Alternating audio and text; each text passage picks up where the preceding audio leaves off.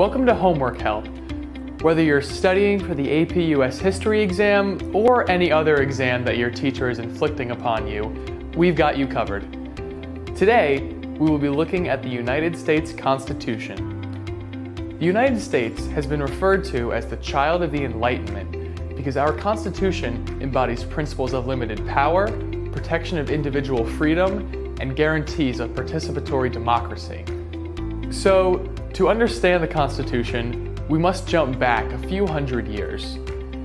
The Enlightenment was a philosophical movement that began in Scotland, England, and France by writers who used scientific methods to understand social problems. Just as physics or chemistry are subject to laws of nature, so too are the fields of politics and economics subject to certain laws. Unlike the law of gravity, which cannot be broken, our free will often causes us to break natural laws of politics and society, resulting in an unjust government. The Age of Enlightenment was fueled by dozens of political philosophers, including Baron de Montesquieu, Jean-Jacques Rousseau, Voltaire, and many others.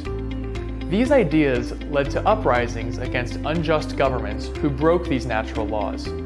For example, aristocratic rebels in England believed that King Charles misused his powers to corrupt the Church of England. They claimed that Charles violated their rights by seizing their goods, arbitrarily arresting them, and punishing them without cause or due process. These same ideas and issues with authority eventually led to the American Revolution. The mission statement of the United States, found in the Declaration of Independence, is a prime example of Enlightenment theory. We see phrases such as, that all men are created equal, and endowed by their Creator with certain unalienable rights, including life, liberty, and the pursuit of happiness. These words presume that rights are not given by the government, but belong to everyone like a law of nature. These rights cannot be taken away without due cause. They also highlight that legitimate governments exist only to protect those rights. If governments fail to protect them, then they lose their legitimacy, and the people have a duty to replace the government with one that better reflects natural law. Thomas Jefferson wrote these words in 1776, but he took them almost directly from John Locke, who had written them nearly 100 years earlier.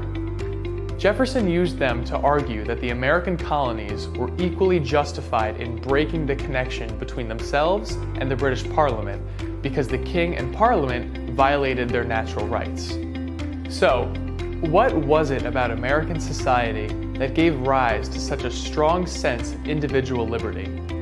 The short answer is that Americans were made up of people who shared most of the same basic priorities.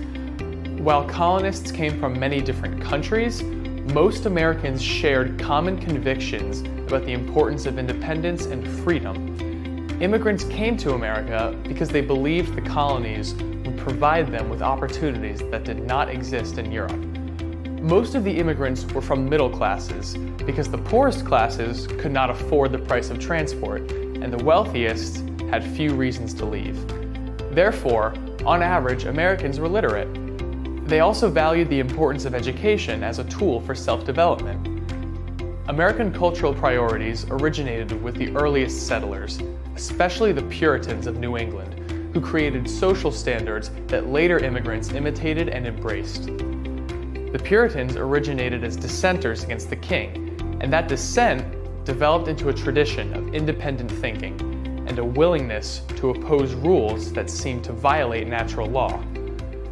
The Puritans emphasized the importance of work, and later generations inherited a strong work ethic that emphasized the importance of individual accomplishments.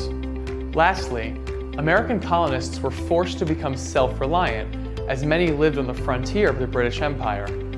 Colonial towns were built along seaports and waterways to ensure access to supplies and provide outlets for trade. This encouraged private enterprise and individual initiative through commerce.